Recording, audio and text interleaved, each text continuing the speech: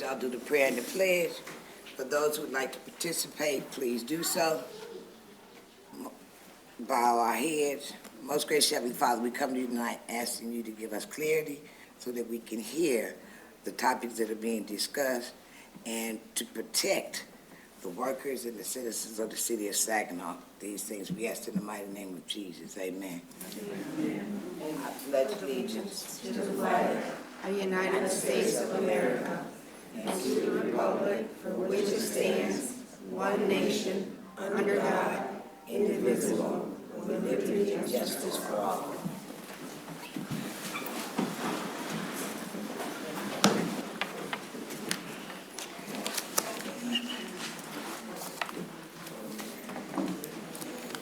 Madam Clerk, roll call, please. Councilmember Sylvia. Present. Councilmember Williams. Present. Councilmember Balls. Present. Mayor Pro Tem Bench. Present. Councilmember Ostash. Present. Councilmember Garcia. Present. Councilmember Flores. Present. Councilmember Copeland is absent. Mayor Moore. Present. You have 8 members present and 1 absent. Okay. First of all, I'd like to welcome everybody for coming tonight. We thank you so much for coming. I ask that all council persons silence their computers as well as their cell phones. Audience, I ask that you do the same so that we don't disturb anyone when they're speaking. Madam Clerk, do we have any announcements? Yes, Mayor, we have a few. The 3rd annual We Love Saginaw Businesses Trunk or Treat event is Wednesday, October 23rd from 4:30 to 6:30 p.m. in the parking lot of the Splash Pad at Celebration Park. The event is free to the public and will feature a kids zone and touch a truck area. Business owners wishing to register for a vendor spot to pass out candy from their decorated vehicle may do so on the city's website. Ballots for the November 5th general election are available. The clerk's office will hold extended hours for absentee voting and voter registration needs on Saturday, October 26th and Sunday, October 27th from 9 a.m. to 5 p.m. The office will be open until 7 p.m. on Tuesday, October 29th and Wednesday, October 30th. And finally, on Saturday, November 2nd and Sunday, November 3rd, the office will be open 8 a.m. to 4 p.m. Yard waste collection runs through the end of November, and as a reminder, yard waste must be placed in paper yard waste bags or large trash cans labeled with a yard waste sticker and placed near the curb on your regular trash day. Stickers are available in the clerk's office or at the Public Works building. And lastly, a reminder that rubbish bills are due November 1st. Mayor, that takes us to public input. Thank you. Speakers, remain courteous and respectful to individuals who are speaking. No booing, no clapping. The clerk will call you up. You have 3 minutes to present what you have to say. Please get it all in within them 3 minutes. Madam Clerk. Our first speaker is Donovan Monte Gomez.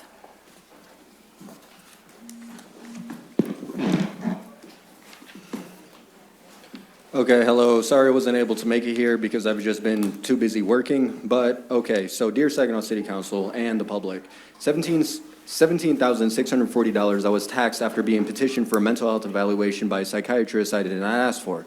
The bill still looms over my head.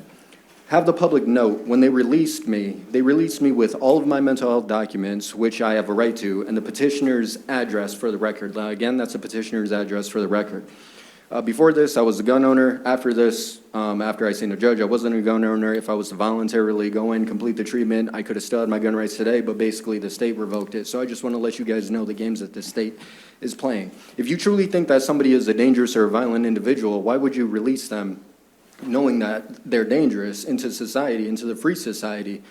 Anyways, and also relinquish them the petitioner's address. That makes absolutely no sense to me. So, as noted in the YouTube video hosted by Roman Balkamoff, named the 5 Counties Go Constitutional, joined the constitutional move to protect the Second Amendment. One particular county listed within that news source was Ottawa County. Once I was a resident of this freedom-loving county. However, due to unforeseen circumstances, I am no longer part of their constituency, yet I find myself residing in Saginaw County now. The video was motivating as the day the county officially took a hold of the constitutional resolution to protect the Second Amendment for the United States Constitution and its amendments. I believe I spoke that night briefly before I had gone back to work. I could not find a video of the meeting, however, still it raises awareness of the erosions of our Constitution that the states and federal legislators continue to pass. Let me stimulate some thoughts here for a moment. For instance, in this matter, I will not be referring to those who have ignorance of the law. I also have ignorance of the law, but I am referencing to those who knowingly break the law with unlawful intent. If the law-abiding citizenry faces increased restrictions on the right to keep and bear arms through legislation, then the only ones who will have the guns are truly dangerous and violent criminals and the government, which, let this court be noted, hopefully I don't get shot for this, but I actually have witnessed, but I don't know the names of any of these guys, who have participated in a illegal firearms transaction coming all the way from Chicago. So, what I referenced in this totality of abuses of power that will stem from those vigilantes who call themselves gangsters, and the government does not place most pressing issues of their constituency at the most forefront of the agenda of their people, we will be discredited, called delusional, and have the subtleties of the threat of arrest always looming over our heads if we are not in compliance with the law. Now check out compliance and how having a medical doctor shove down medication down your throat, poke needles in you, and manipulate you for chemistry of your brain. Anyways, basically, I just disagree with involuntary hospitalization. And also the way how they went about it. The entire healthcare industry was on it. They were on board with it, but they also claimed that I was a dangerous individual, and they were making up a whole bunch of lies, even according in the medical documentation, which actually nothing I actually said in that hospital, gave me that right. But basically, we need to make Saginaw County a constitutional county. So, boom, there you go. Our next speaker is Henry Brown. Can you hold 1 minute? I just want the audience, I'm sorry I didn't say it, and it's not a talk back to you session with us. And so you're stating what you have to say, and the necessary departments will get with you, sir. Oh, and for the record, I am Donovan Gomez of 3486 Hialeah Lane, Saginaw, Michigan. Thank you. I just wanted to get that in. I didn't say it. Our next speaker is Henry Brown.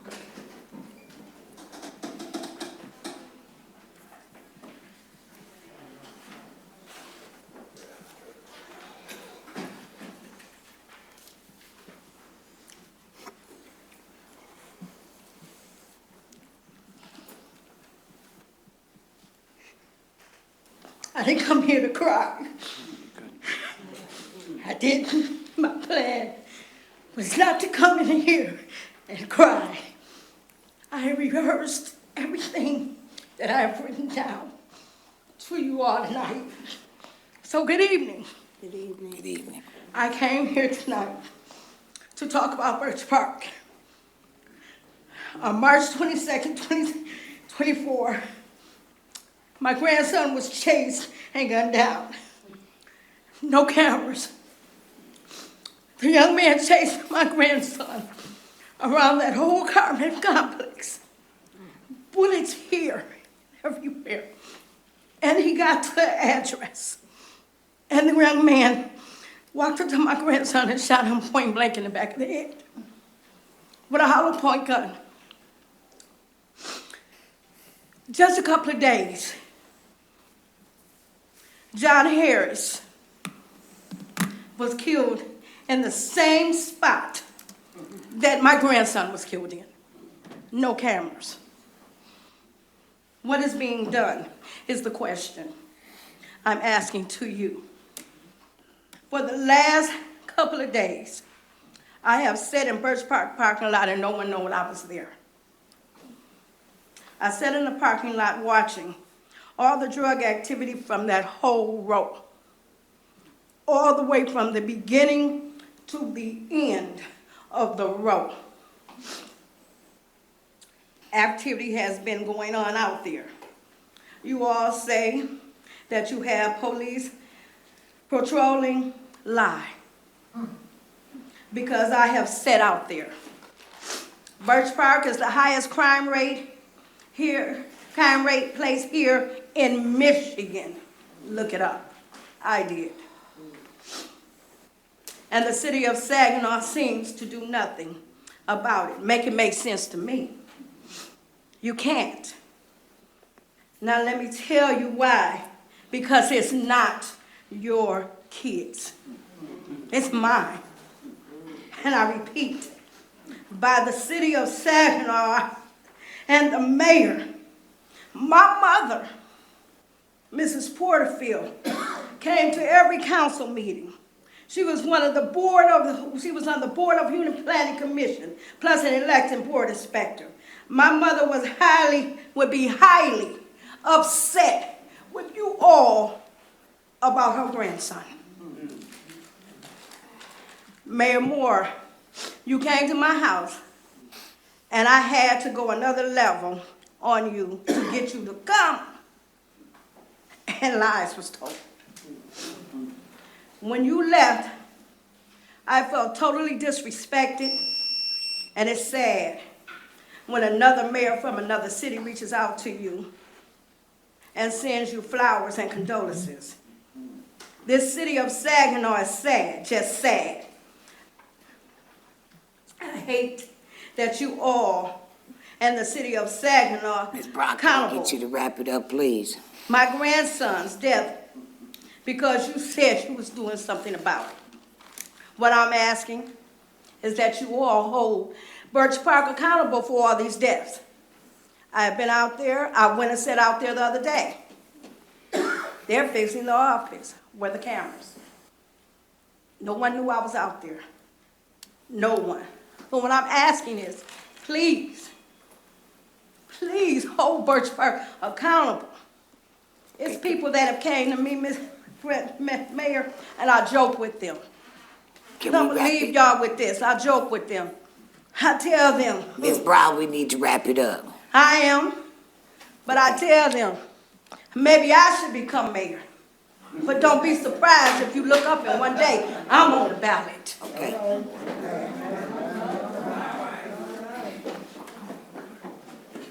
Our next speaker is Brian Fritz.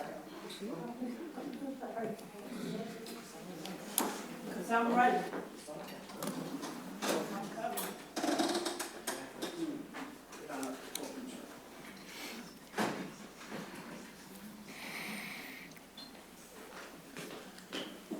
Hi, my name is Brian Fritz. I'm here, I believe, on item number 10 on your agenda today. I'm originally from Bay City, moved to Saginaw about 20 years ago after graduating from Saginaw Valley in the mechanical engineering program. I work at a company called B&P Littleford, and I'm a vice president of engineering there. We make mixing and separation equipment, industrial equipment, all throughout the world. And we're here to basically talk a little bit about some property on Ortman Street that we're interested in purchasing from the city. It would help us to be more efficient in building some of our equipment, building a warehouse on that property to store some of our parts so that we don't have so much back and forth from other warehouses that we're trying to use, and keeping things a little bit closer. We've been around for over 100 years. We've moved into Saginaw in the 1890s. We've been at the location we're at currently since 1919. We've had different names: Baker, Perkins, APV, B&P Process, now we're B&P Littleford. But we appreciate your consideration in the purchase of the property there. I'll be short, quick. I know a lot of people have a lot of important topics today, so thank you. Thank you. Our next speaker is Melanie Velasco. Hello, City Council. Hello. Beautiful people. I know you mean well, and you can only do so much because, well, you can only do so much. Again, my name is Melanie Velasco. My building got condemned, so I've been homeless for quite some time. I look good for a homeless woman, don't I? Anyway, we need little homes for people that are homeless. There'd be a little transition till they get on their feet. Prime location would maybe be like the old fairgrounds, Weber Junior High area, like another area that was, I want to say just outside Sheridan. It possibly could be a little home establishment where there would be no cars inside of the immediate area. We're coming upon winter, and there's many branches and trees and limbs hanging over the roads that are going to fall when the weather gets rough. And I went for a lovely walk today, and many stumbling sidewalks. I almost tripped a few times. I guess God don't want me to fall. I'm a toughie. Anyway, My cat's still missing, and that guy in the white truck has got my truck. Got my cat. And he's got a broken grill in the front, and he's got a bald head, and I want my cat back. You know what? They think that the world was flat, but it ended up being round. Oh, and that guy, he thinks I abandoned my cat, but he is wrong. I love my cat, and I want my cat back, and I'm willing to put up a reward of $500. I want me to get back. And Saginaw, don't get doing something about these gun crimes. We're going to lose a lot of youngsters. These gun crimes have got to stop. My sons have been away. My youngest has been away for almost 20 years on a crime he didn't do. He had no gun residue on him. And I've been without my beautiful son for almost 20 years. Something's wrong. Very wrong. And as you know, I want a seat. So let's hope I join you. Thank you. Thank you. The most beautiful people. I love you all. Have a great day. Thank you. Our next speaker is Travonda Thomas.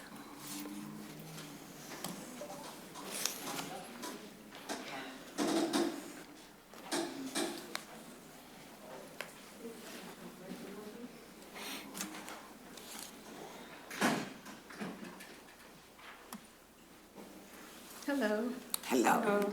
My name is Travonda Thomas. I am here today to speak about gun violence. March 7th of 2023, I lost my son, Daquan. I also lost my nephew, Marquavis, on the same day. There were two young boys riding their bikes and was gunned down. I am here because I need some answers. I need some help. I need something. No one has been arrested yet for them. And I'm just asking for help from you guys. I don't know where else to turn. Nothing is being done. Enough is enough. There's too many mothers going through this. This pain is different. You can't even imagine the pain. And we're tired. Enough is enough. And we're asking for help from you guys to help us. I don't know, we need to come together and make a stance and come, and we just need to do this together. With all of our heads together, I'm sure we can come up with something to kind of curb this gun violence. It is getting way out of hand, and we need some help. There's a lot of us that don't have answers. We're still waiting for convictions. Some of us, we may never have a conviction, but we need some help. And I'm coming to you as one of the volunteers. We need help. We are coming to you and we're asking, we're pleading for your help.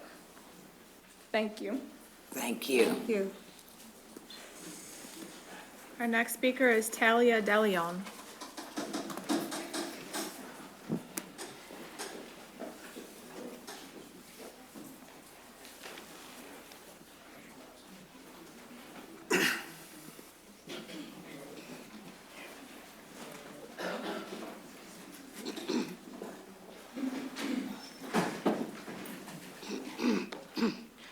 Hello, Council. My name is Talia DeLeon. I'm a city resident. On August 19th, my 14-year-old son was robbed at gunpoint by a so-called friend. He was never his friend. He plotted and planned to rob my son, and he robbed my son with a loaded gun. I got called to from work that day, and thank God my son was okay. There is a detective on this case has yet to get back with me. I have called numerous times. Since then, these same individuals have robbed 2 other children at gunpoint and have gotten caught with guns just 3 weeks ago and only served 2 days in juvenile.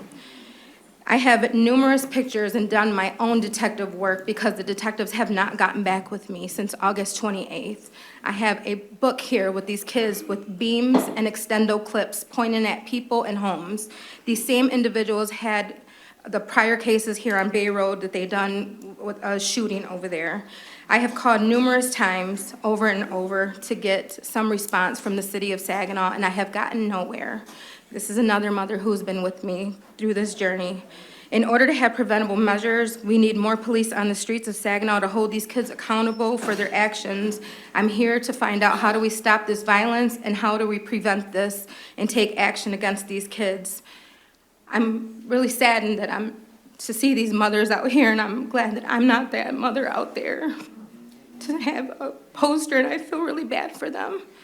But I'm here to see why the city of Saginaw has done nothing to get back with me. And I'm providing my own detective work and making my own fake pages to get these kids. And I have numerous evidence, and they don't even call me back. They won't even, there's nothing. I have gotten nowhere. I even went above the detective that's on my case and gotten nowhere. Why won't nobody call me back is my question. So that was why I'm here today, to see why. Thank you. Thank you. Our next speaker is Melissa Ann Vasquez. That was Melissa. Oh, okay, okay. On to Tiffany Owens.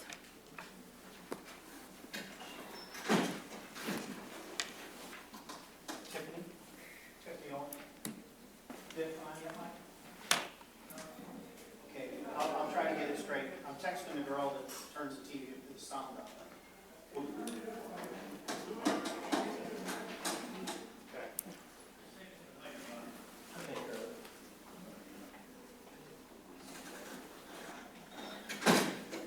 Hello, No. my name is Tiffany Owens.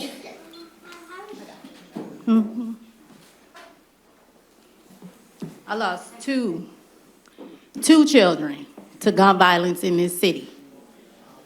My first, 12 years old, 2012, drive-by shooting in the middle of the night at my parents' house. My daughter, 26, at a party on Linwood. Gun violence ran out, took her life. We need help, y'all. We need y'all support. We are here standing. It's hard to get up here. When you bury a child, y'all can't imagine what that feels like. And I did it twice. I have one living child left in this city. When my daughter died, I literally hated this city. I wanted to get out of here. And I packed my stuff and I moved to Texas. I was there for 8 months. But my baby boy, he didn't want to go because he was having a baby at the time. So I came back for him. But I literally hate this city. But the only reason I'm here is because I'm tired. I'm tired that other mothers have to keep going through this. This is not the type of club you want to be in. This is not the type of organization you want to be in. Y'all say the city don't have help. We're standing. We're standing the best we can. And trust me, it is hard. It is not easy to stand before y'all and talk about the death of my children. But I have to fight every day because now I have a granddaughter. And she's 1.5. And I don't want her to end up in a box. We have to give our kids a chance. We have to. We coming together. We're begging y'all. We need y'all support. Whatever it is, we can sit at the table and come together with some type of solution. We have to. And we have to start somewhere. So there's, as small as this community is, we have to unify. We have to. And when will it be too late? When it comes knocking at your door? Or your door? Then what? We're trying to stand to prevent that because we don't want it to come knocking at another parent's door. This type of pain is so undescribable. When I lost my daughter, you talk about pain. I woke up in the middle of the night screaming out, Lord, just stop. Stop the pain. Make it stop. It don't go away, y'all. It don't. We need your help. Thank you. Thank you. Thank you.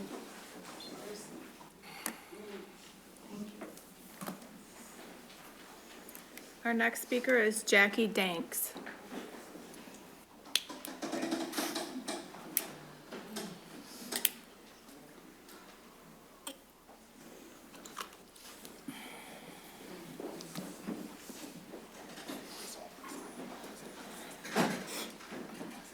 It was so cold outside and now it's so warm in here. Okay, but my name is Jackie Danks, and on the afternoon of April 25th, 2022, my firstborn son, Isaiah, was gunned down at the age of 18. Children were getting off the bus from school when a 30-year-old convicted felon on parole shot my baby 10 times at close range. That day, I got a phone call that I will never forget and that I wish on no other parent. My son fought for 29 days in the hospital before he died on May 24th. That day will remain the worst day of my life. As a social worker in the community, I did everything I could to ensure my 3 sons did not become another statistic. My son was not in gangs, not hanging around the wrong crowd, not out breaking laws. He was working and going to school full time, and he came across pure evil on April 25th and was robbed and shot for the money that he worked so hard for. Not until it happens to you. People watch the news and too often assume that these are gang-related killings, thugs shooting each other, that people being shot are out here living that life. While this may be the case sometimes, it's not the case with all. Like when the previous mother that just spoke, her 12-year-old boy was fast asleep at his grandparents' house and struck by a random bullet. Until it happens to you. I used to think something like this could never happen to me, that I was somehow immune from experiencing this, but I was not. I will question God for the rest of my life.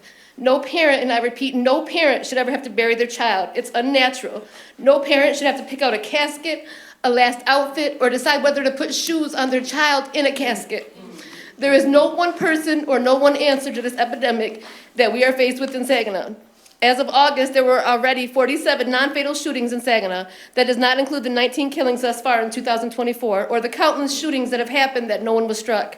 I stand here today not only for my son Isaiah, but for everyone's child that has been lost and every living child in our community. Being part of this club is indescribable. It's like a nightmare that you just cannot wake up from. My son's killer has been caught, but there are so many others that have no justice. We not only need to come together to solve the unsolved cases, but come together to stop any more parents from having to bury their child. I'm asking the community as a whole to come together as one and save our children. There are countless dollars that have been allocated to stopping the violence in Saginaw. We need to work together and make sure those funds are used for and to help with what is needed. My son is he's not just another number, nor are the countless other sons and daughters that have been lost. My son was a future leader that this community has lost. Please do not wait until it happens to you. And I made it through without losing that. Thank you. Our next speaker is Eileen Pettinger.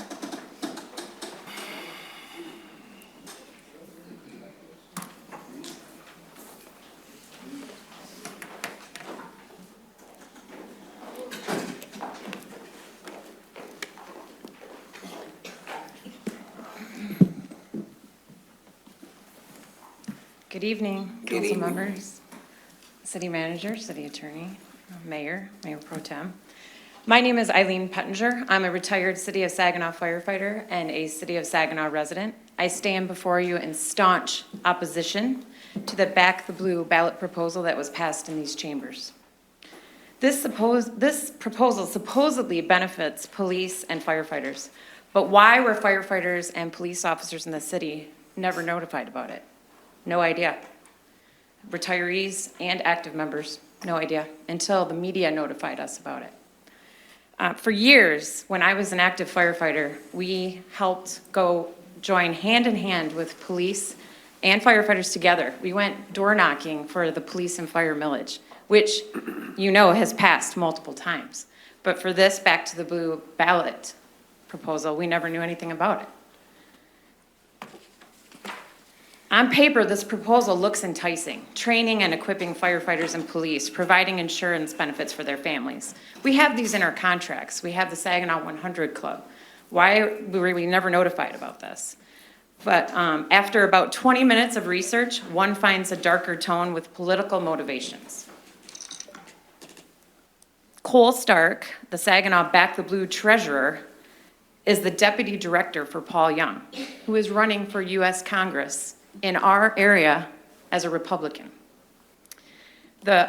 Greg Schmidt, who is a member of this group, was the author of the city, his dad was the author of the city's tax cap, which you all know has strangling our city.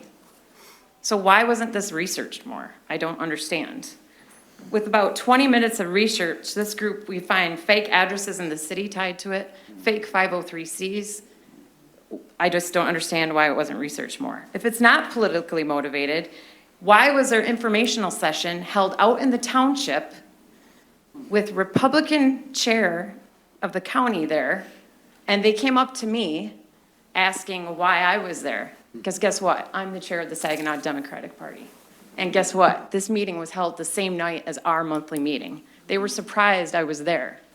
So this is all very shady. And how convenient to post this on a ballot in a swing county, in a battleground state, in a city that traditionally is Democratic. Please, I ask all of you to look at this.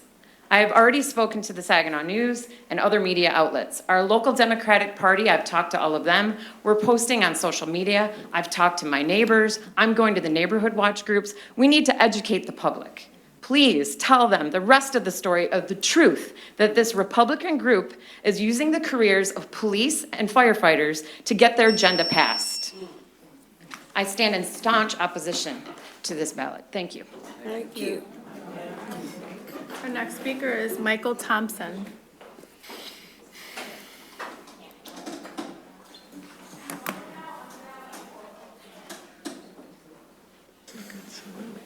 You're up, Mike.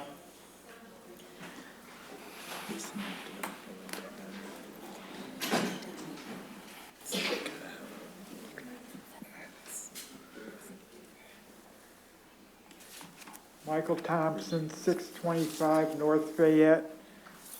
I deeply appreciate the chance to participate in the meeting. I think mission in the city is one of the stopgaps for what you've been hearing tonight, and that's why I support them. At your last meeting, I spoke in favor of their funding for $300,000, their request for infrastructure, and to upgrade their 20-year-old mission in the city park. And the discussion that followed, you couldn't fund them because the church, it's on church property. Pastor Tatum was here, and you asked numerous other fund seekers questions to clear up the details. But you didn't ask him whether he would be willing to make an arrangement on that land. So I asked him in 30 seconds and found out the answer you could have had if you would have asked him that.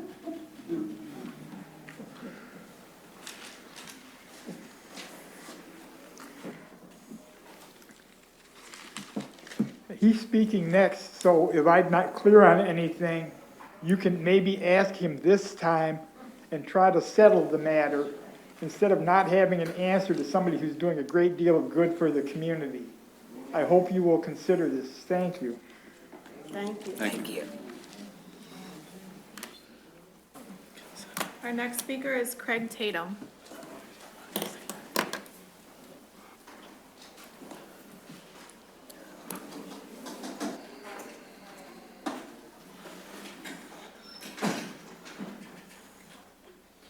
Members of City Council, I stand before you to provide clarity on statements made during the City Council meeting on September 24th that were false.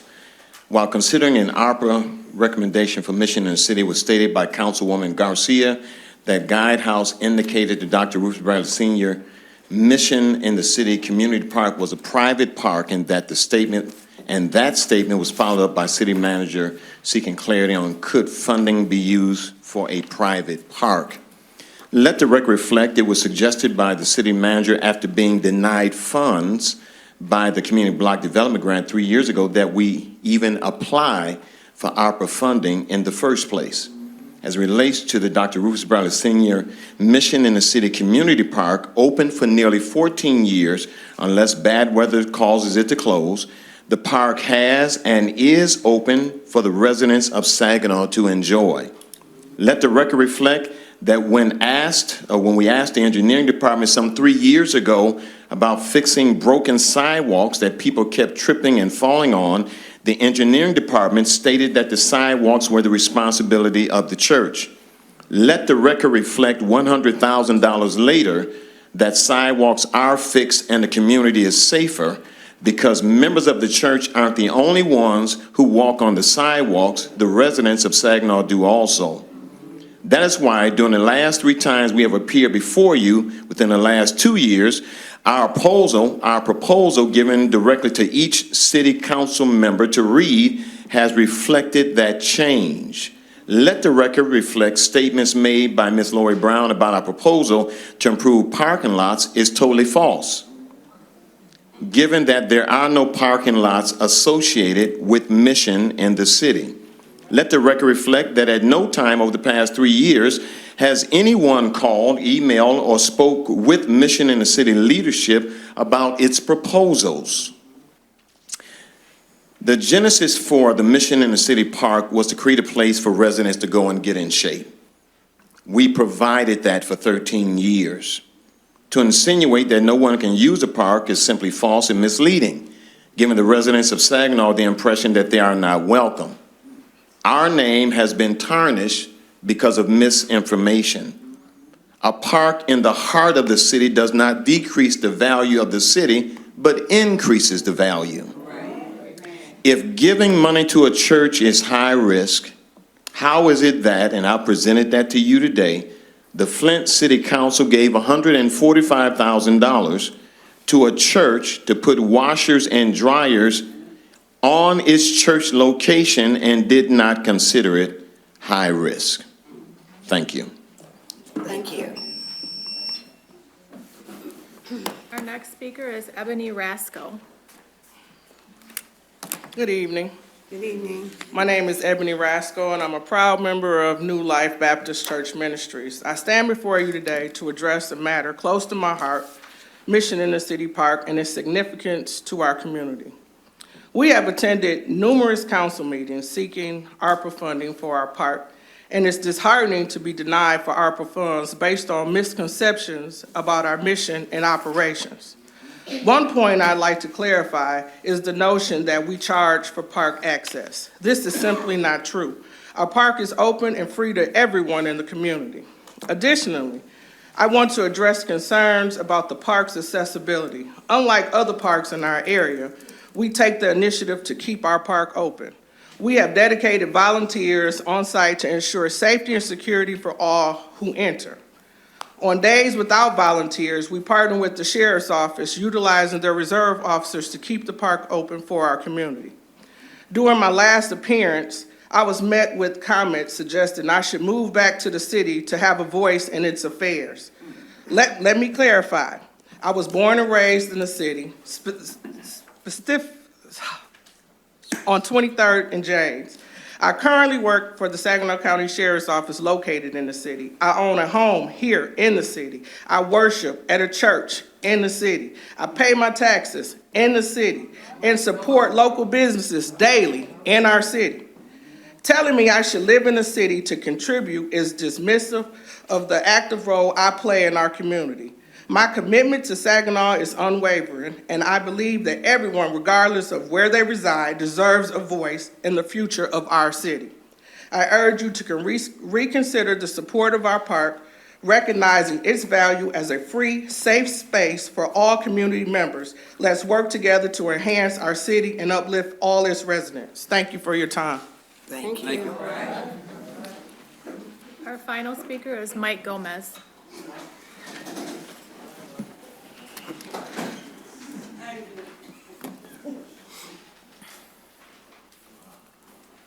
It's a little bit more noisier in here than out there.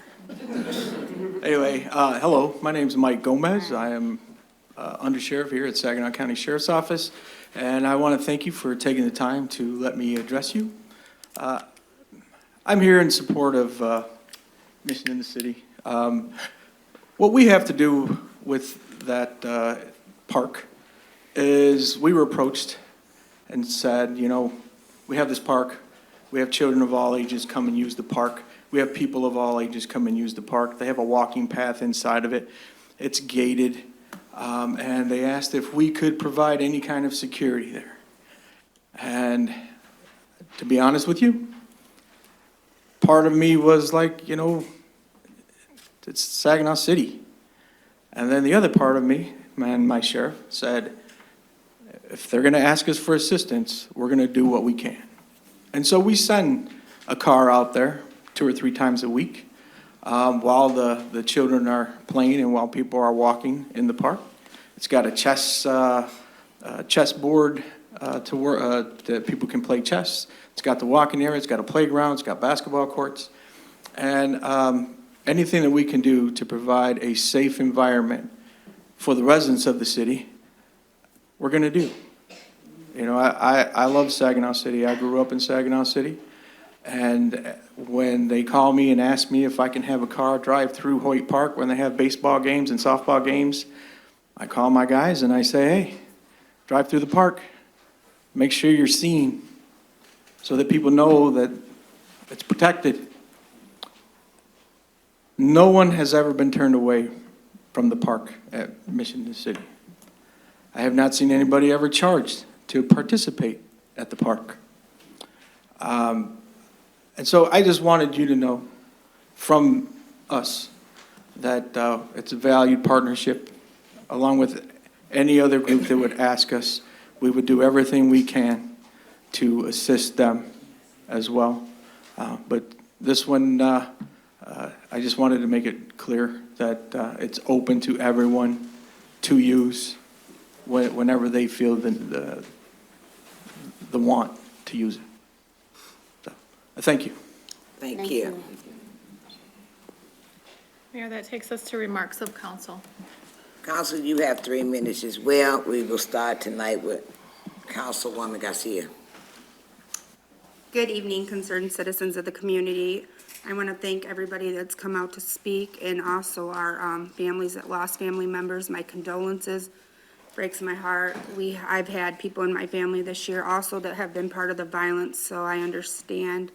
I have a child, my own, 23 years old. I have a grandson, so I can't even imagine. My cousin, probably like 10 years ago, she lost her daughter here to domestic violence. It was all over the news, so I sympathize, and I think we do need to do something. I'm always part of the arson watch. I mean, that's a great start just to kind of see how things go.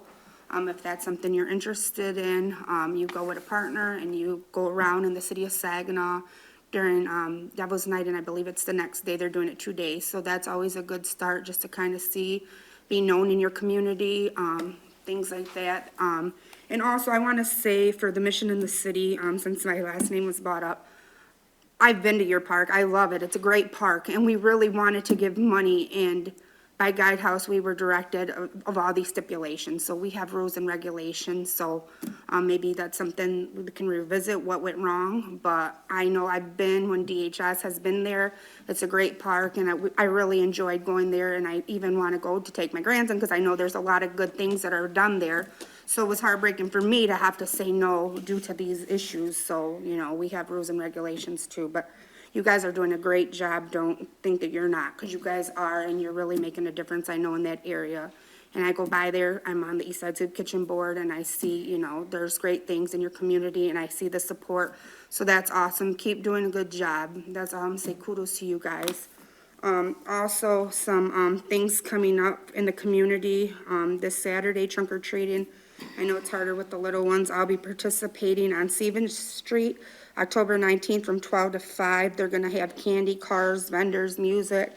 Come on out. I'll be there with the booth with some of my Medicare information and lots of treats and candy. So if you're in the area, stop by.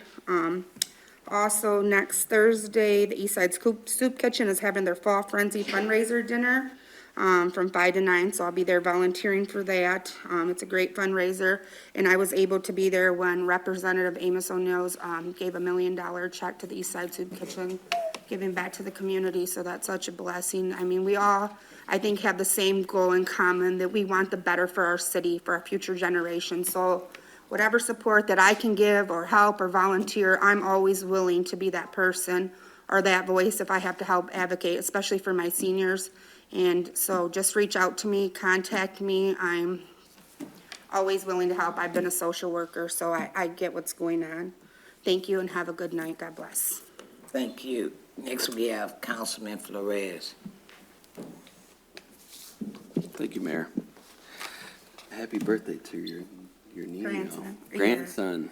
He had a monster cake. It was Yeah, green. It was yeah. great. Yeah, it was great. Thanks to Representative O'Neill. He had given money to the Eastside Soup Kitchen and Partner Shift. They both had asked for ARPA funds from us, but ended up getting these huge checks from Amos O'Neill. So if anybody's in need of money, go to Amos O'Neill. So I'm going to start my list first. So if anybody has any information on Keyshawn Banks, Quan Lee, Quay Smithers, Mario Bulger, Pamela Whitson, Ryan Clemens, Roy Whitson III, Cortez Hampton, Mazzy Rudison, Jonathan Lamar Van, Ronald Pacheco, Delance Stevens, T.Z. Thomas, Daquan Mims. Specifically, if anybody knows where Shavar Kraft Jr. is, please contact Crime Stoppers. I'll say that number at the end of this. Janelle Whittington, Darius Horrison, Dennis Christophers, Jason Porterfield, and Kalal Harris. If anybody has any information on their murders, please call 1-800-422-5245. I have been saying that list for a year. It has grown since I've been reciting it. It's my hope that my council members will continue to say their names as long as it takes until we get some type of justice for folks that have been murdered in the city of Saginaw. Women of Color will be doing their open house on October 17th at 3 to 6 on Davenport. Please make it out if you can. It will be a great event. And then also, this is my second to last meeting. I've been doing a lot of work behind the scenes. MSU is going to be playing U of M next Sunday, or Saturday, right? Yeah, 7:30. And I've been able to negotiate if MSU, or if U of M loses, the city manager will shave his head. And if MSU loses, Councilman Balls will shave his head. So I've been very helpful in that negotiations. I look forward to the results of that game. That's all I have. Thanks. Thank you. Next, we have Councilwoman Sylvia. Thank you so much. I don't know what I can say after the bald heads and shaving, so. Anyway, first of all, I'd like to say thank you all so very much for coming to your city council meeting, and to all of the speakers. And if anyone is still here that's involved with the group of the gun violence, please, I'd like to get some information on the name of the group and or whom the leader of that particular group is. Because if anyone knows me, and a lot of you do, that is my passion, youth. And I've done that and worked with that such a long time. I don't remember ever sitting here brought to tears because of the speakers. And it is, I don't know what we can do, what I can do personally, what the city can do. Is some things we can do that maybe we have not done, but I'm willing to roll my sleeves up and assist in however I can.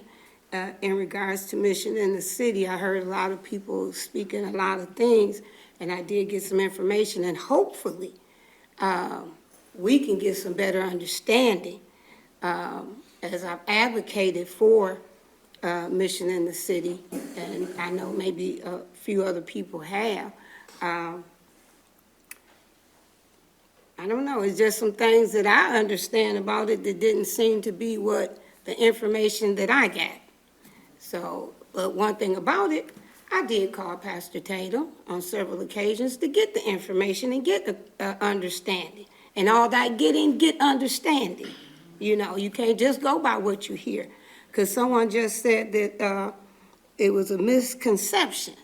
Well, I don't know, I guess I'm one of them blunt people. It's a difference in a misconception and a lie. You know, so, and that's just in general. I'm not saying that in regards to any particular thing. I'm just saying that. But thank you all so very much again for coming to your city council meeting, and you all have a lovely rest of the day. Thank you. Thank you. Next, we have Councilman Williams. Thank you, Mayor. Good evening. I'll say this in regards to Mission in the City first. If there is anything at this point that can be done, I am definitely willing, just like I was with Women of Colors. But again, if it's what we're being advised, that's what I go off of. So that's it on that. I would like to say to the mothers that came out tonight, I appreciate you all coming out and speaking. Ms. Owens, she spoke to us working together, which has been a plea from many people in this city for many years. And it's something that needs to happen. I would like to ask the manager and Chief Ruth if we could have a crime report at the next meeting. And in this report, definitely, obviously, statistics, but just coming from a really pragmatic place of even what our detectives and our officers are struggling with when it comes down to gathering information to solve cases. I think we need to throw everything in the pot, not just statistics, because the numbers can be very deceiving, very deceiving. I was in a meeting last week, and I had to express my concerns about the FBI report that comes out every year that puts us very high on the list as far as crime goes, and it's deceiving. It's deceiving, and I think we need to start educating ourselves on what it really is like here in Saginaw outside of the numbers. What was brought tonight is what we're really dealing with, and what we're dealing with is it's just personal. I don't care if it's your child, my child, it's just personal. It's personal, and we have to start attacking it from a personal standpoint. And y'all, I'm telling you, it means we are gonna have to start opening our mouths. And when we do that, we have to start supporting the people that are opening their mouths. We cannot sit back and we cannot hide anymore. We can't sit back sipping our coffee, going out for drinks, just BSing. When our children are dying, year after year, the trend is staying the same. But this plea tonight, these portraits, Saginaw, come on. Thank you. Thank you. Next, we have Councilman Balls. Thank you, Madam Mayor. I'd like to thank all the citizens who are coming out today, expressing your concerns on what you want to do for the city. You know, we all try to do our part to help the city out. You know, and the kids, one of the guys here, Isaiah, I mentored that guy. I took him to school at and helped him out with the skills trades program, tried to help him get his diploma. Spent time with him, give him money to work on houses and cutting grass and stuff. He's a really a good entrepreneur. He worked 2 jobs, and sometimes the kids have a tendency to go back to their friends. And some of these kids are getting set up. The ones that's doing good is getting set up by the kids who's not doing good. You know, sometimes the girls will call them over and the guys will be waiting for them. You know, and it's a terrible thing that's going on in the city of Saginaw. You know, I think about why would a kid put himself in a predicament to do a crime? It seems to me like that particular kid that may be doing it, he may not have a job to go through. You know, maybe he don't have anything else to do but do crime and do stupid stuff. But I couldn't imagine me doing a crime knowing I got to go to work the next day, or knowing I got to feed my family. If I don't go to work, then my family's not going to eat. So I think it got something to do with jobs and justice and equality here in the city of Saginaw. You know, we need to go to the city, put in applications. The county, they got a lot of jobs coming up in Hemlock. They hiring, I don't know how many thousands of people, but 1,200 jobs they hiring out there. So there is some type of hope that's going on in the city of Saginaw, because we definitely need jobs to give these kids some hope. So I would explore anybody to get involved in a young kid's life. Try your best to mentor them and spend some time with them. We have a lot of fathers' homes here in the city of Saginaw, and the only way we're going to reach these kids, we got to engage them. And maybe we can stop some of the crime by talking to them and trying to get them involved in youth programs and things of that nature. The city of Saginaw, with some of the ARPA money, we put a lot of money in the community centers. That's where I raised up in the community center myself, the First World Community Center. And I can remember hearing some of the mentors there telling me to do this and do this and do that. Sometimes I didn't listen to them, but when I got in trouble, I can hear those voices. You know, so I would advise anybody to keep the kids back in the community center. They got a lot of programs. They got money for work programs there at community centers. And we can turn this community around just by sending our kids to community centers and trying our best to get them engaged. You know, we got to get our kids engaged. We got to spend time with them. You know, I've been in the Big Brothers and Sisters program for over 30-something years, and neither one of my kids have got any major problems. So I know that it works. So we just got to get back and start working with our kids. We got a lot of hope here in the city of Saginaw. New high school, community centers got money. I think things are going to get better. So we just got to work at it. So. Next, we have Councilman Ostash. Thanks, Mayor. Oh, first of all, Melanie, I'm glad that you're here tonight. And if you're around afterwards, I'd like to talk to you, because I've talked to some folks that would like to help you out. And I need your phone number, and I can get you some housing. The rest of you're welcome. I just didn't have a phone number to get a hold of you early enough. Okay. Okay, well, it's okay. Hey, Councilman Lamar Sylvia, I'm with you. This is the first time that I've been emotionally, and you can hear it in my voice right now. I don't even know where to start, but I know that I will roll up my sleeves and I will do whatever I can. My heart goes out for these parents. And I ask myself, and the number one thing that we hear in this city is public safety. I'll do whatever I can to the parents that are in the back of the room. If I can give you my phone number, and Councilman Williams, I'm with you. Where do we start? We need, as a community, to come together. We talk to our police officers, and when I talk to my officers, a lot of times the arrests are made and they're right back out doing the same damn crimes the next day. So it's more than just our officers are doing the jobs. I think we need to look at our state legislators, where the laws are being drawn, our judicial system. It just goes deep. But I also would like to ask our city staff too, is just even to get a phone call back from our detectives. A lot of times it's like, where's the case at? I mean, that I think is a lot there too, just an answer. Where are we at with that? So I'd like to make myself available after the meeting if anybody is available. I know we can't have everybody in the chamber at one time. Please come talk to me afterwards. I'll give you my card, whatever we need to do.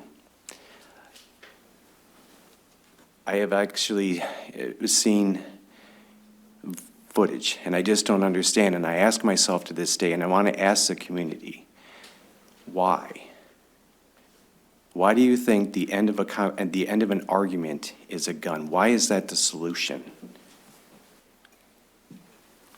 I still to this day cannot get my head around why you think that an argument has to end that way. City of Saginaw, we can do better than this. That's all I have, Mayor. That's it.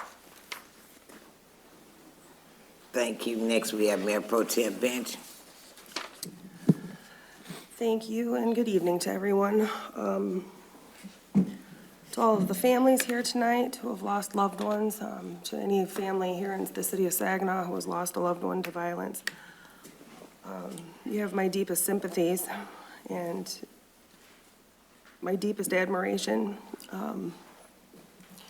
You guys possess a strength that nobody should be required to have, and to redouble that and share your grief with people in an effort to make sure that nobody else goes through that kind of pain is remarkable. And I don't think I'd have the strength to do that. I think I'd be very angry and very destroyed if my kids were ever hurt. I wish I could say it was my first time sitting here at the council table where I've been moved to tears. It's not. Like Councilman Williams has said, that our violent crime rates are steady and still unacceptable. I think one of the big differences is that we have less officers than in the past. I think we've tried to do our best to add positions back into our budget. We've tried to use every resource from outside of the city that we have at our disposal, and I think we have to do that again. We have people who are afraid to speak up. We have people who think it's, not cool to speak up. We have to work with our county, we have to work with our legislators and figure out how to bring resources into Saginaw, so we have enough detectives that they can call back, so they can follow up, so they aren't chasing the next case and having to leave the last one behind. I'm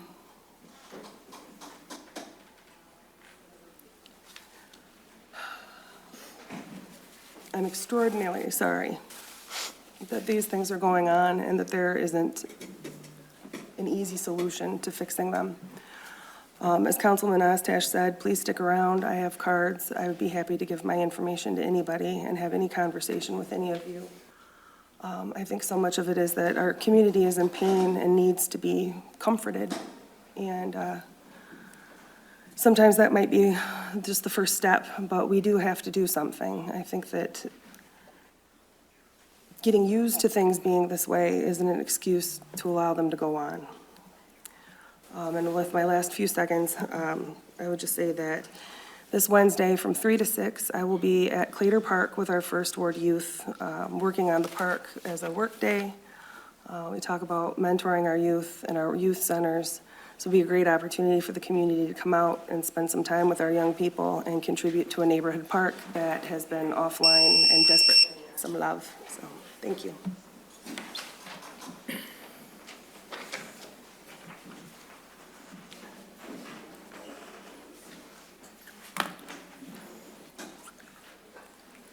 Yeah, I'm getting like to be like the city manager. I can clear a room, but it's my turn to talk, huh? Let me say good evening. I know it's repetitious and you heard it over and over again, but thank you all for coming and speaking. I don't know how to address. People, a lot of people have been saying, when is the mayor gonna speak? What am I gonna say? I said it before. See something, say something. Let's develop a group. I heard individuals talk about it. We don't need to talk anymore. We just need to start developing what we need to develop. If the community, if we really need, well, don't if we really need, it's time to take our community back. When we came up, there were things for us to do. There's still things to do. We just got to introduce the kids to the things the right way. Mission in the city, I don't know what we can say or do other than try to go somewhere and try to help find some money to do the things that need to be done or the things that you want to do. At this point, let me say this. I would love to have a session with the community, and we all come together and we put our heads together to work on a solution. I can't do it. We cannot just do it with us. We need the community to help us. Yes, that is so sad. I've lost brothers to violence, death, son incarcerated. My whole story is an open book. I do have empathy for the families. I truly do. We talk about mentorship. How many of you done that? We talk about grab a kid, work with a kid. How many of us done that? I would love to have a meeting, and I would love to help get in and help try to find some solutions. So I think that the whole 9 of us, we're in. We just know we ain't got no money to bring in policing. So we're gonna have to help, okay?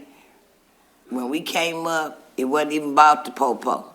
It was about us, the communities. We did the work. Your parent would whoop me, my parent would whoop you. It was all about the village. It's time to go back to the village. It's time to claim the city of Saginaw back. We're not as bad as they say we are, trust me. We're bad, but we ain't that bad. Because there's a lot of cities that are worse off than us. Our police officers are doing the best they can with the resources that they have. I'm asking the communities, I am, Brenda Faye Moore, to help. Thank you, Madam Clerk. Mayor, that takes us to reports from the manager. Mr. Manager. Thank you, Mayor, and also recall that council did recently approve 2 grants for violence prevention for agencies that are not city agencies, HELP, and also one of the other churches. So I think there's an opportunity there for people to reach out and get involved in those. They walk it out on you again. Okay. If anybody would like to leave, this would be the time to do it. And I did not mean to put you on Front Street, so I don't want nobody to feel like I put you on Front.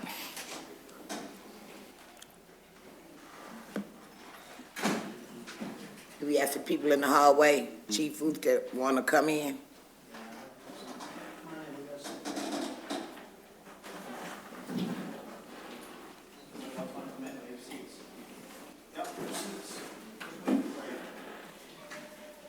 Well, I'm Okay, gonna sorry, go Mr. on anyway. Manager. So we do have a couple presentations this evening, so I want to move through these items. I do want to thank the Saginaw Fire Department. October 8th at the Central Fire Station, they had their annual awards ceremony and memorial ceremony. And I want to thank the firefighters and the committee for putting on a great award ceremony, and also thank the firefighters for their efforts and the civilians who received awards at the ceremony. A lot of them had some great life-saving efforts as well. And also congratulations to the Firefighter of the Year, Training and Safety Officer Michael Campbell. Positive Results Downtown also had their strategic planning session last week. And I think they're making a lot of good strides to make sure they continue. As you know, their longtime executive director is retiring soon, so they are trying to plan for that transition. Until you go and meet with them, you don't realize how many activities they do put on downtown. And there was a data that was released from a local survey, or not a local survey, a statewide survey. The Michigan Center for Local, State, and Urban Policy released a report on police hiring and retention based on views of local government leaders, police chiefs, county prosecutors, county sheriffs, regarding recruitment and retention of law enforcement personnel, including police officers, sheriff deputies, and assistant prosecutors. So I wanted to mention a few of the key findings because it has been talked about before about how many officers leave the city. But this is, I think, a statewide and a national problem. In 2024, nearly 3/4 of Michigan local governments that provide or contract for law enforcement services report that the primary law enforcement agency serving their jurisdiction has problems with recruiting qualified law enforcement personnel, including 39% that say they have significant problems, and 48% report problems with retaining current officers. This is a huge increase from 2015. That number was 22%. Recruitment and retention problems are more widespread in larger jurisdictions, but even in the smallest jurisdictions that have contract for police services, a majority report problems with recruitment. A parallel survey of county sheriffs and local chiefs of police raises further concern, with more than 80% reporting problems with deputy or police officer recruitment. In addition, 70% of Michigan sheriffs say retention is a problem for their office.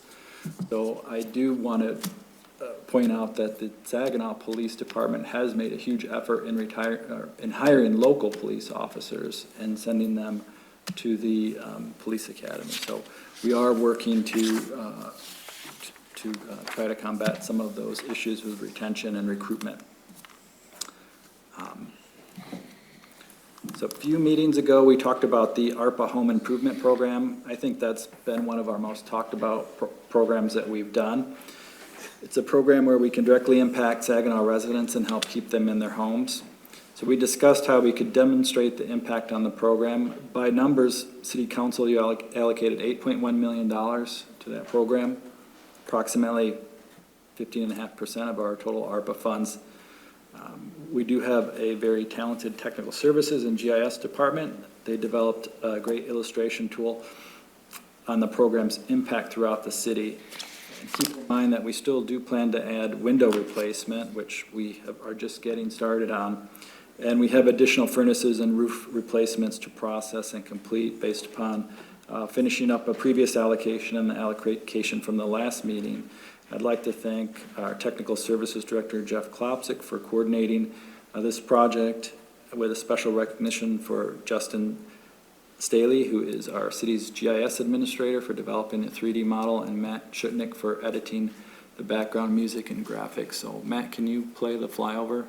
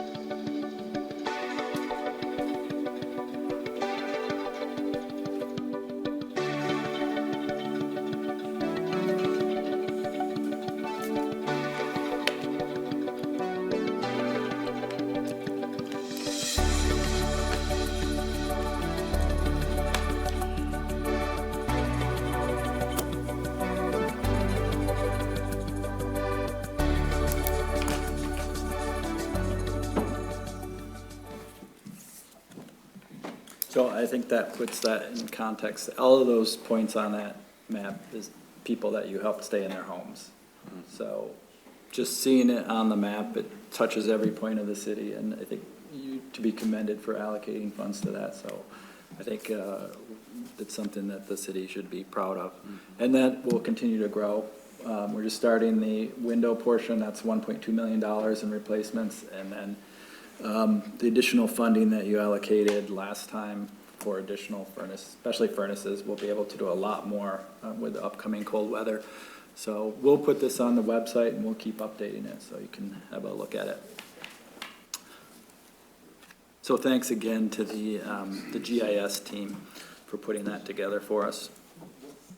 And finally, we have a presentation this evening about our planning on the riverfront. So we have all heard about potential buildings for the downtown development, but we do need to talk about public spaces that are being created as part of the project.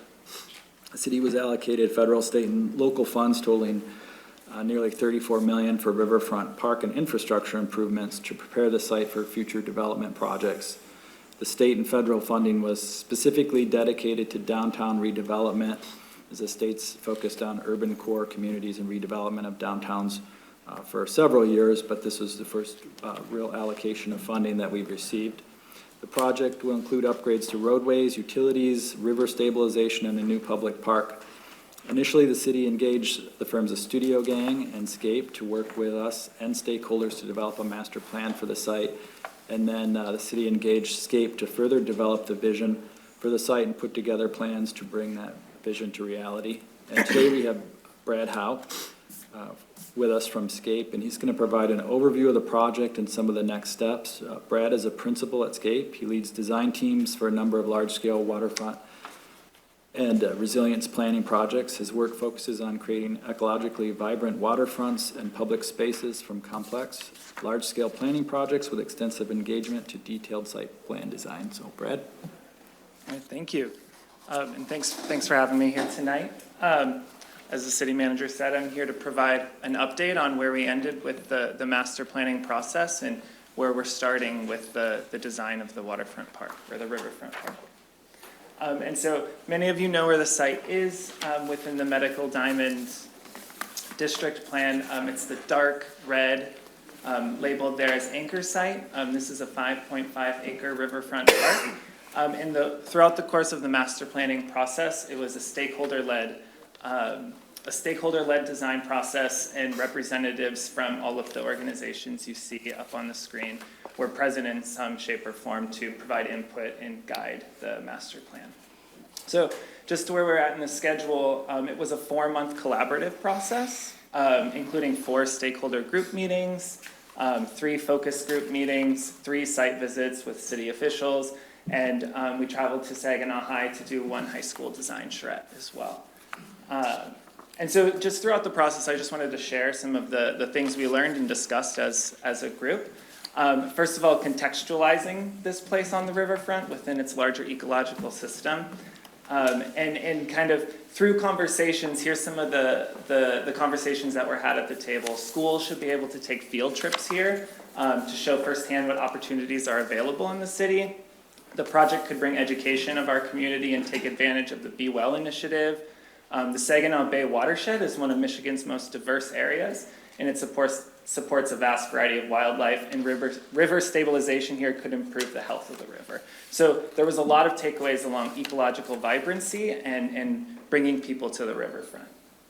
And then we also started mapping and drawing out all of the regional trails in the area, and most notably noting the Iron Bell Trail, which runs right along the site and actually has the opportunity to connect the city with a lot of regional trails as well.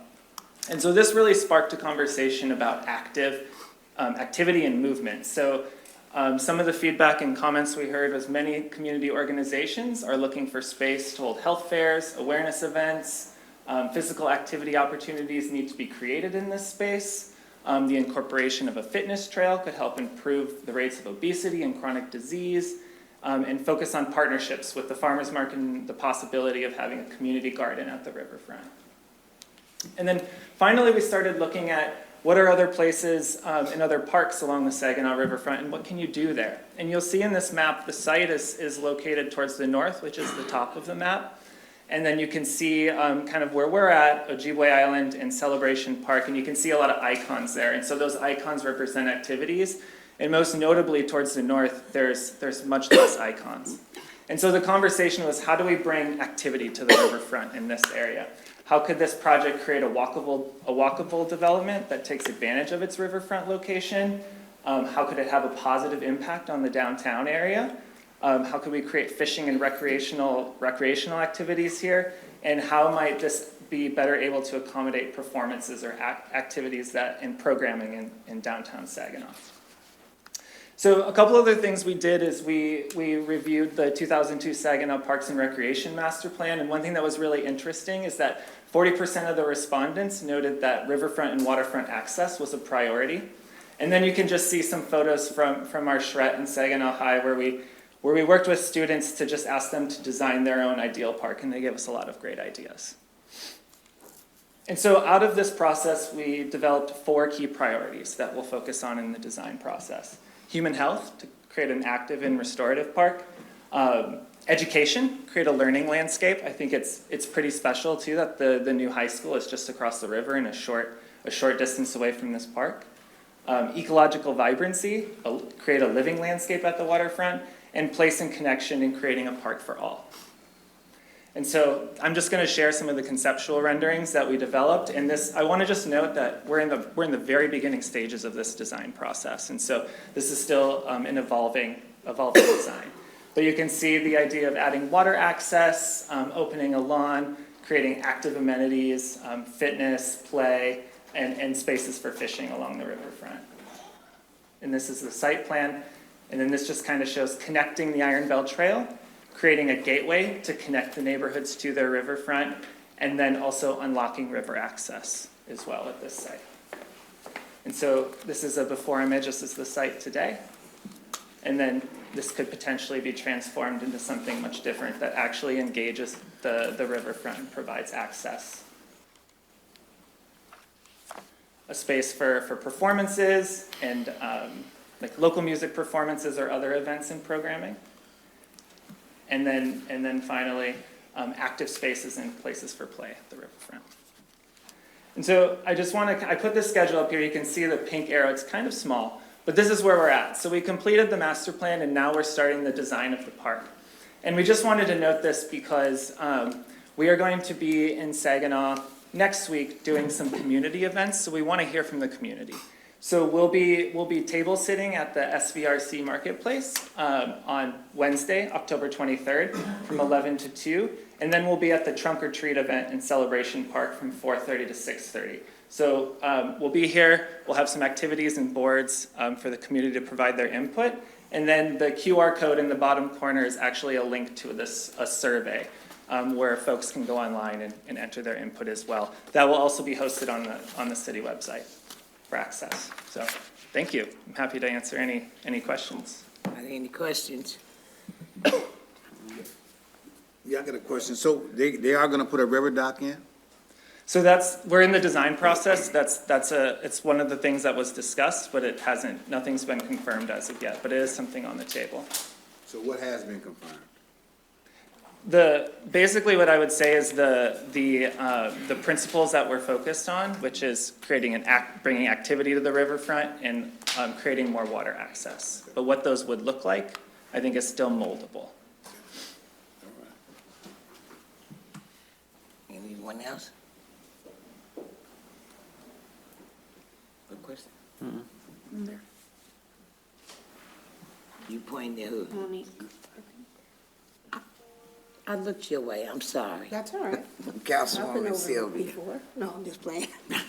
Okay, anyway, I'd like to know in regards to the park, can you expound a little bit more on that? You know, like, what do you actually plan on doing with the park? I'm just not getting enough. I know it's in here, but, just give me a little bit more. Yeah, so these are the kind of initial visualizations that we created that create that kind of give you a sense of what the initial concepts were showing. So you can see in this one creating and upgrading the Iron Bell Trail for multimodal bike and running, a kayak launch or different types of riverfront access, so getting people closer to the water, and creating fishing amenities along with maintaining the lawn that's there as well. Like picnic areas and stuff like that? Yeah, different playgrounds and... I would say that the focus that came out of the master plan process was about activity and active destinations on the riverfront. It's a beautiful riverfront today. I spent most of my day walking it. But notably, there wasn't a lot to do there. And so the goal here was to really bring activity to the water's edge. So you can see in this image the ideas of what play equipment could look like here. Okay, thank you very much for your presentation. No, I do got a comment. Yes. I guess I do have a comment now too. Councilman Ball's kind of alluded to it, the boat slips, because one of the concepts here is the commercial retail under the urban living center, this 6-story. So that could actually be useful because one of the things I've noticed, and even with the murals that were added to the riverfront, we get a lot of boats now coming up, and that could be something where they could actually dock, if that was, because that would give them access if there's going to be restaurants and stuff there too. The opportunity to dock their boat and it can actually come up and walk around. That's wonderful feedback. Yep. Thank you. I used to be a boater years ago. Anybody else? Thank you so much. I encourage all council members, if you're available, to come out and encourage the community to come out and be a part of the planning. Again, this is work in progress. It's not etched in stone, and we're asking for the community's help. Yeah, and we can provide this flyer to you all to send out if you have any mailing lists or contact lists, so that for people that want to get involved, they have the information available to them. If you could do that, I truly would appreciate it. Absolutely. Mr. Manager. Yes. One more question. Since you said that, do you have anything available this evening for our young people in the audience? Well, they're not audience, our citizens. I'll be here. Okay, I'll I'm be just here. saying, do you have any flyers available this evening? Oh, no flyers, no, That's we what don't I'm have any, saying. maybe we could print some quickly, but Okay, because you have people here now that might like to get some information and kind of help out. We'll put that in the rack of information too, so people can stop by and pick it up, and we'll have this on our website. okay, thank you. Any other questions? Going once, going twice? Thank you. All right, thank you. Brad. Thank you. And that concludes the management update. Does anybody have any questions for the city manager? Yes, Mr. Councilman Flores. Thank you, Mayor. That was a joke about the shaving of the heads, by the way. Just wanted to make that clear. With the retention for the Saginaw Police Department, there was a part in the CBA for folks, it was 1% retention for folks that live in the city? Yeah, there's a 1% bonus for police officers who live in the city. Actually, that's in all of our contracts for all of our union employees. Has that helped? I don't know if it's been a huge tool for retention or attraction. I think probably the bigger attraction is that the city for the last number of years has paid for the police academy. So what that allows us to recruit people who are from Saginaw. That hopefully helps with retention so they don't leave to, maybe if you look at the listings for police officers, almost every department in the state of Michigan is hiring all across the country. So if we try to recruit people who are from here to work in the police department, we're hoping that helps people stay. And I think probably the last few years, our retention has been pretty good. Thank you. Yes. Tim, can we get a report for federal funds that we have here for contractors? I know the federal government says that there should be a minority content for federal contracts, and we have federal funds that come here. Can we get a report from the city to find out what the city is doing to make sure that we get some people hired in the city? I mean, we would like to know that, so we can get this information out and see if we can get some people. We need jobs here in the city of Saginaw. The contractors are coming here with federal funds and not hiring anybody to live in the city. That's terrible, man. So can I get a report from the city manager to find out what guidelines that the federal government has about minority contents for contractors? Yeah, we can get that for you. Engineering tracks that. Thank you. Yes, Councilwoman Sylvia. Thank you very much. I have a few questions. One is, because it's been mentioned so many times in regards to mission in the city. And like I said, I went and asked the questions I thought I needed to ask. I didn't know I had to go so deep and far into things. But it seems like different information didn't reach where it needed to be reached. Or it was, what's that word? A misconception of information. So I'm asking at this point, what can be done, what is willing to be done at this particular time, because evidently some people feel like the information, let me be diplomatic and say the right word I'll try to say. information doesn't seem to been the information that we needed. Let me just say that, and I want to say it like that, without saying something else. Because Mission and the city have given us information, we've talked about it with city staff, and maybe a few things just wasn't correct, I'll say that. So at this point, what do they do, or what do you do to rectify some of that? I don't know what you're referring to rectify. Rectify, they didn't get the funding, Right. and a lot of council people voted on information that they didn't get. Well, I will say, I wasn't in your subcommittee meetings. Okay. But from my understanding, staff was not directed to take a deeper look into Mission in the City, because they did, we had, I don't know how many hundreds of applicants.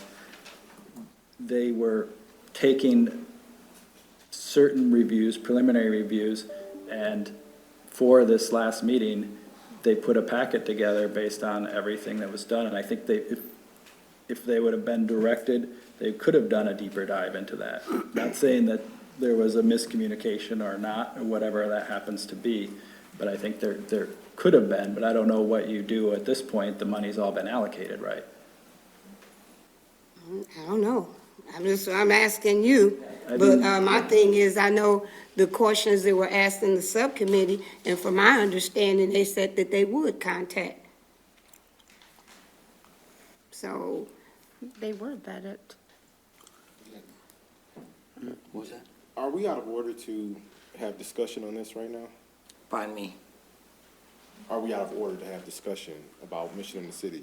Because the question's been posed to the manager, and then the subcommittee is being brought up. These were questions that were addressed to the city manager, and I guess if, Well, I mean, I don't fully understand the point, because all of the ARPA funding has all been allocated. I mean, we aren't going back now and taking money from other organizations, right? Right. I just want to make it plain that in the subcommittee meeting, we were told that they were not eligible due to it being a private park, not a public park. And that's what prevented, from my understanding, that's what prevented them from us allocating money to them. and we So- were all on board with it. We knew that Right, we in the couldn't do subcommittee it. meeting. So that's the information. I mean, it was as simple as that, is that they weren't Eligible, so eligible. we couldn't move forward, But, and I we wanted mean, to. it isn't a public park. I mean, if it's open, it can be open to the public and not be a public park, right? It's privately owned. Right. Right. So we went with That's my Guidehouse told understanding, us, because they're the policy and they're guiding us, so that's what we went upon, for what the information they gave us and vetted it, and I just wanted to be clear that Right. we were being advised by Guidehouse in the subcommittee meeting, and it wasn't something that one council person over the other said that it can't be. That's what we were advised. So, and I think we all are on board of not doing something, going against advice that we're given. Right. So that's how that played out. If it's different, I'm all for hearing how it is. right. But all three of us sat in it, so we know. yes, Councilman Flores. Thank you. What's the labor cost for the police department on any annual year? Just labor? You're addressing the city manager. Sure. I didn't see it in the, Well, What was the question? the labor costs, what's salary and wages for the police department for a year? Overall budget is $17 million. Half of it is for unfunded liabilities, no? So. Just for- That's everything included. Wage and, just guessing, $4 or $5 million. 4 to 5? All right, thank you. And then last, we had a update on the interest amount for the ARPA funds in March. It was, hold on one second.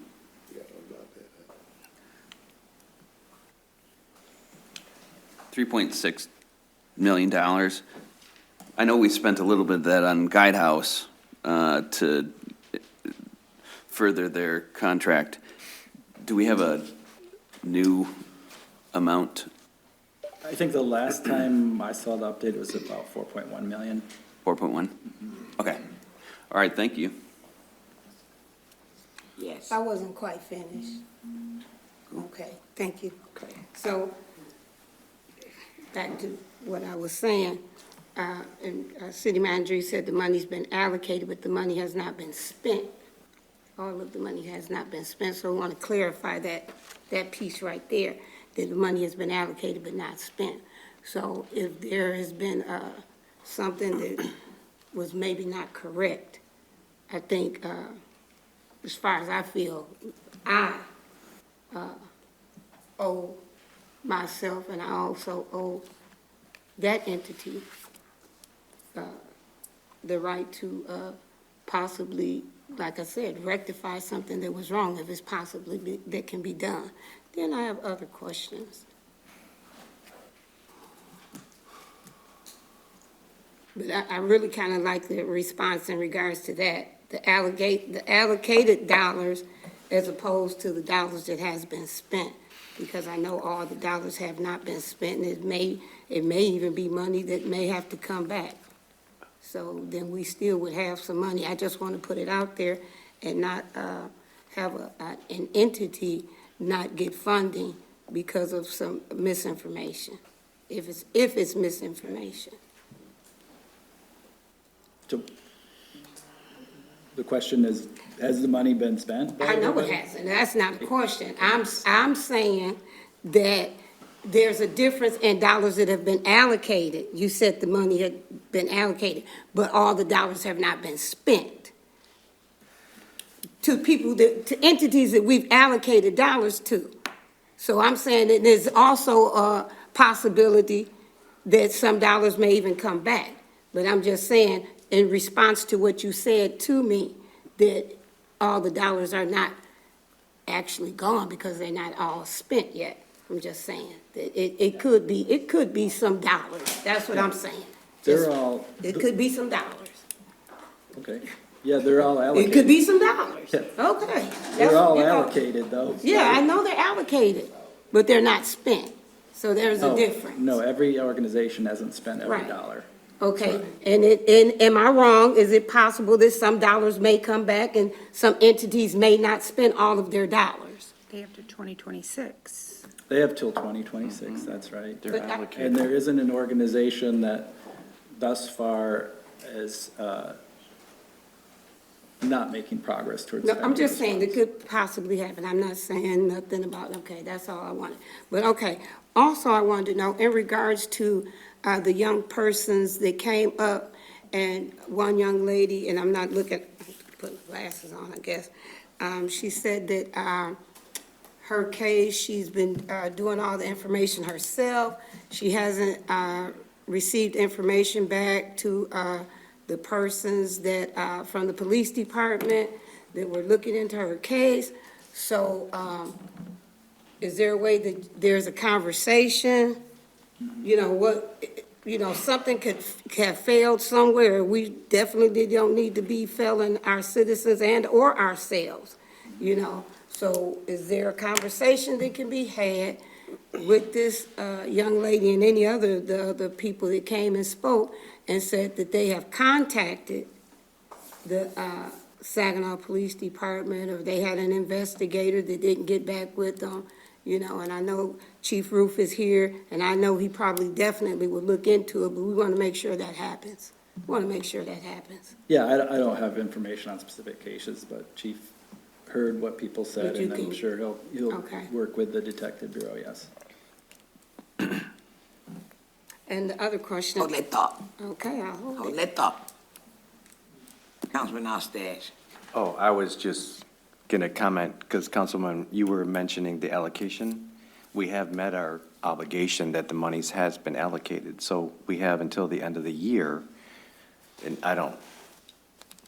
I don't see the money coming back. I mean, and then they have, like Councilwoman Garcia said, they have till 2026 to spend it. Yeah, but you I mean, never know. I'm just saying, putting it out there. Yeah.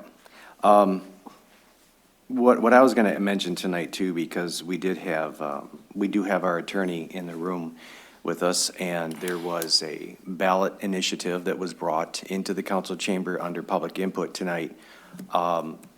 We did vote as a council to put that on the ballot. Because our attorney is here tonight, and I want her to clarify for the public that are listening, that was a citizen initiated ballot proposal. Because it was initiated by the citizens, we had to put that on the ballot. Am I correct? That is correct. We had a statutory obligation to put it on. Thank you. So we had to put that on the ballot. This did happen before in 2014 when it was brought to the council to carry 1 ounce of marijuana legally, and that did also change the charter and was voted by the citizens as well. So that, I remember, Mayor Browning at the time sat here because they were sitting in the back of the room and they had their signatures as well. So just for the public, for your knowledge, that is why the council had to take that action. Thank you, Mayor. No. Okay, thank you, Mayor. In regards to retaining officers after they've gone through the training, after you've paid for the training for them, and then they leave and go somewhere else, is there, what initiative is it to hold them? Try to that keep they them? can, try to keep them. And also, I kind of want to comment a little bit on Councilman Oshdash, when he was, the young lady got up and spoke, that a lot of those people, and you say you had to do it because they're citizens, a lot of them you were using fake addresses or something. Is that what, that's what she said, that they weren't, they weren't around or something like to that effect. So your first question about in Mm-hmm. the police collective bargaining agreement, there is a item in there that requires a payback for police academy if we pay for it, based upon the number of years they stay here. So at some point, if they stay here, they'll fulfill 100% of that. There's always question on whether that's enforceable based on state law. We have had them pay it back, some of them if they go that have gone. We've had I think a good track record with keeping those employees that go through the police academy, and right now we're fortunate that we've been using a lot of grants to do that rather than spending our own money. So MCOLS has had a grant, the state of Michigan, for putting people through, and then there's another program that does that. What's it called, Bob? Bridge the Gap. Bridge the Gap. Yes, Bridge the Gap pays for that as well. So those two organizations have been very helpful in putting people through the police academy. I don't think we have information about signatures for the Back the Blue initiative. Well, all of the petitions. She said the people, Okay. I think she said that some of the people that were with that group or something were not from the city of Saginaw. We don't have Okay, you don't information have about that those information. allegations. Okay. No. Thank you very much. Any other questions? Councilwoman Sylvia, I'll give you the number to the group of the women, to one of the leaders, Okay, good. okay? Thank you. So remind me. I will. You know I'm old. Any other questions? Hearing none. City Mr. Manager, thank you so much. Madam Clerk. Mayor, Mr. Carwat just let me know that the Brad Howe did print some of those flyers, so those are available. Say that again. The flyers from the space representative, there's some of those available after the meeting. Okay. So, Councilwoman Sylvia, on the back table as you walk out, please take one, share it, let them know that on the 23rd, it will be an open forum so that the citizens can have an input on the design, okay? As long as it's not crazy, y'all. We got a budget that we working with. Okay. Our next item is the consent agenda. The agenda has been available at City Hall and on city webpage and on SGTV Channel 191. I need a motion to approve the consent agenda, leaving room for exceptions. So moved. Second. It's been moved in second. Do we have any exceptions? Thank you, Mayor. Number 8. Number 8. Any more?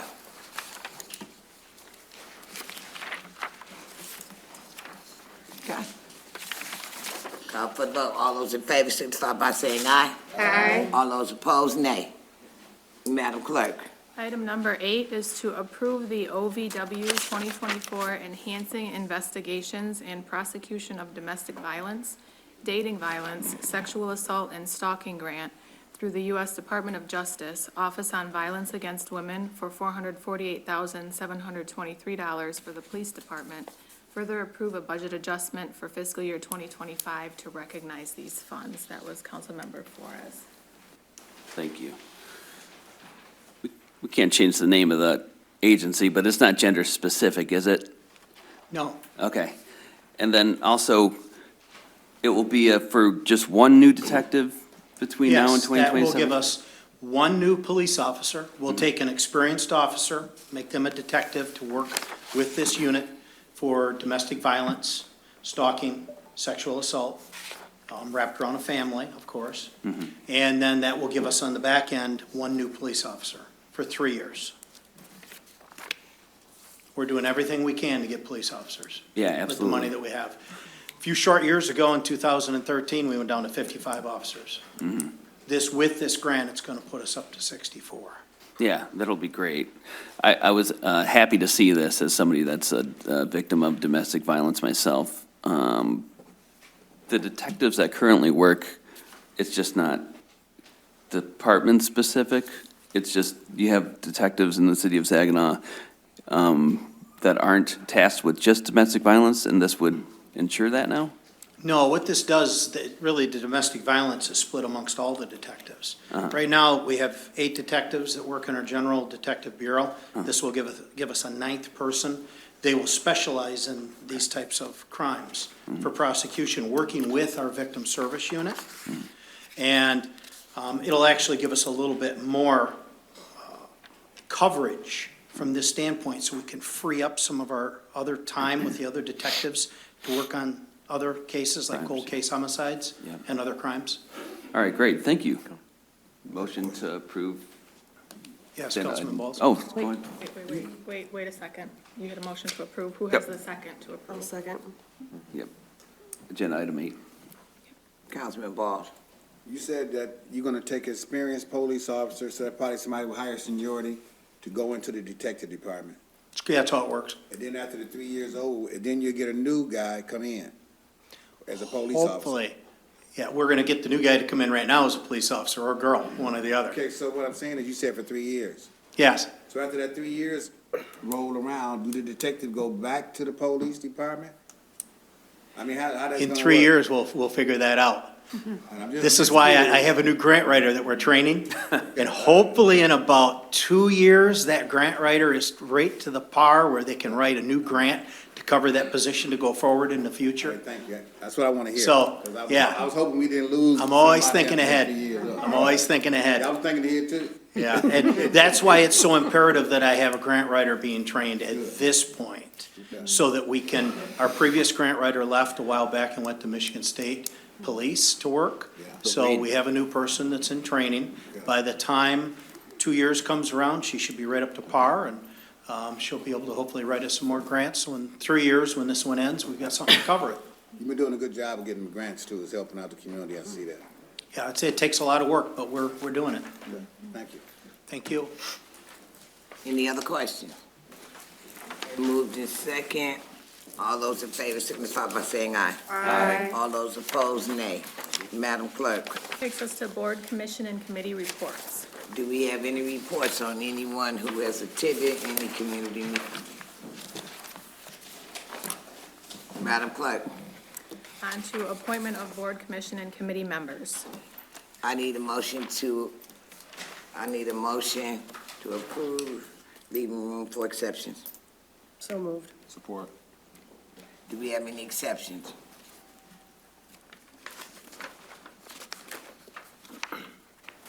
No exceptions? All those in favor signify by saying aye. Aye. All those opposed, nay.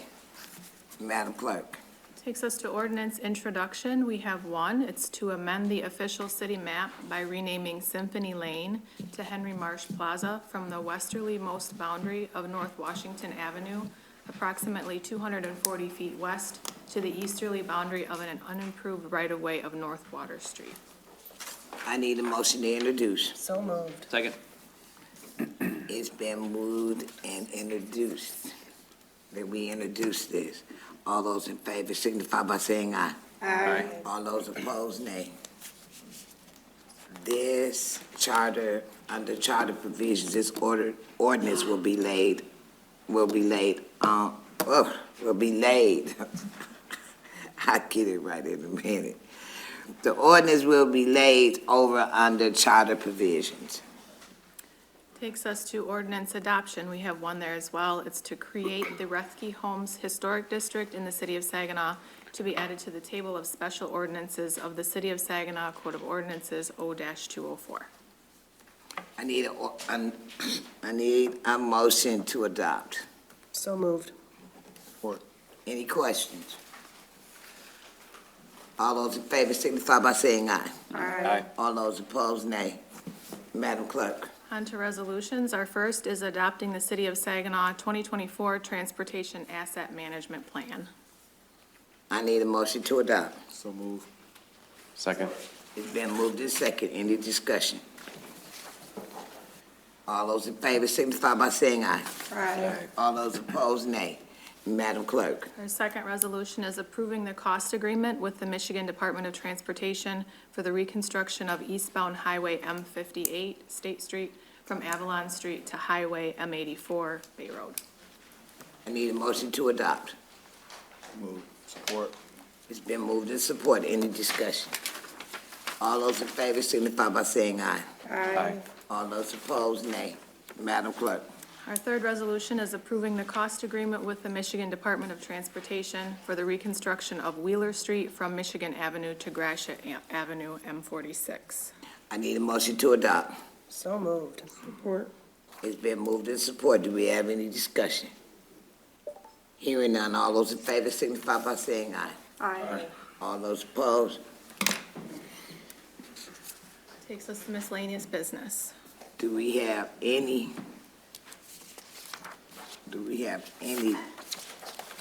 that we need to discuss?